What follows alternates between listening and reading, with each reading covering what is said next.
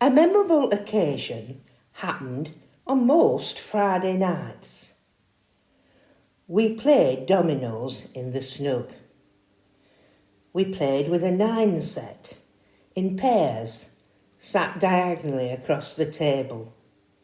First, though, you had to put a knock on and then wait your turn, which consisted of chalking your initials on a nearby slate.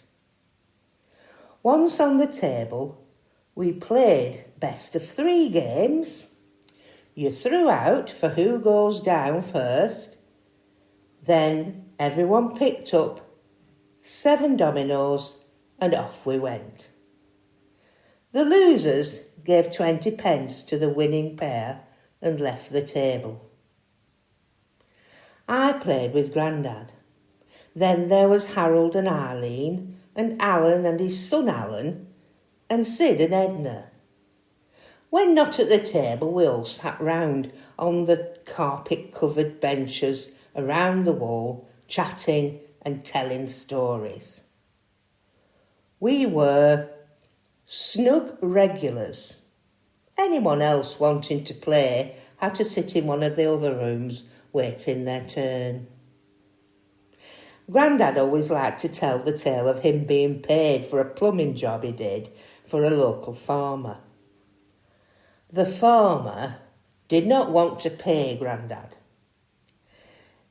He said, "Look, Arthur, I'll be dead soon, and I'll leave you the money in my will."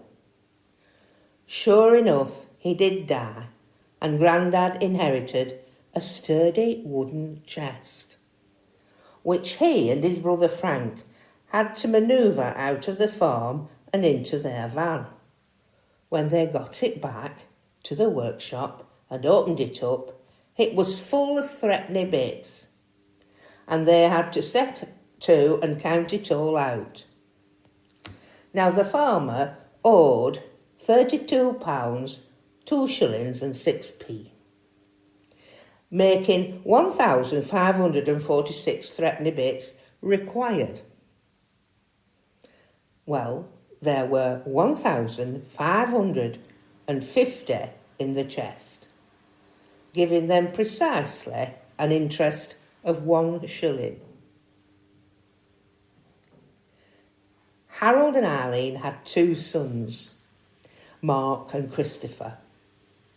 Their stories were always about Christopher and his progress up the greasy pole. Mark never got a look in. It was always our Christopher this and our Christopher that. To be honest, we were all sick of hearing about our Christopher, and usually we took the opportunity to go to the bar or the gents, etc., to avoid having to listen. Now, Alan's son, Alan, had been a steward in the Royal Navy and on, indeed, the Royal Yacht. So we got a lot of Navy larks to listen to. Harold had always accused the 2 Allans of cheating. Not to the face, of course. He wasn't brave enough for that. So I kept myself busy trying to spot how they did it during the play, and once or twice I think I had to say, "No, Alan, you can't get away with putting a 7 on an 8. And he'd say, "Why, thank you, miss. Now I'll have to knock." Another link to royalty came with a favourite story of Sid and Edna. Sid was a retired RSM, Regimental Sergeant Major, and Edna, his second wife, spoke with a plum in her mouth and obviously thought she was a cut above the rest of us.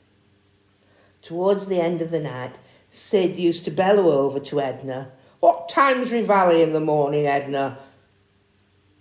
And Edna would always reply, "Optional, Sydney, optional." At this point, Sid always liked to put the dominoes to bed, i.e. get them back in the box. Everyone who played this little game could put 10p in the kitty, and with the dominoes face down on the table. Each player would pick out a domino at random.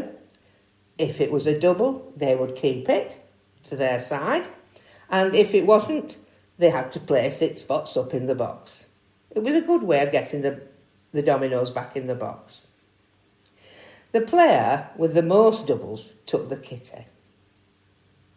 At last orders were called for, Edna would invariably get out her photo of the garden party at Buckingham Palace. In the photograph, there she was in a peach-coloured ensemble with a large chiffon hat, and Sid towered over her in his uniform. Edna always liked to tell us that they stayed at the Union Jack Club the night before and took a black cab to the palace. It was obviously a very memorable occasion in their lives. By now, the photograph was showing its age, with cracks and folds here and there, doubtless caused by being in and out of Edna's handbag every Friday night for the last 15 years. All the snug regulars have now passed, except me. And when I reflect on the well-worn stories I remember, there's something to be said for those memorable occasions we all shared together.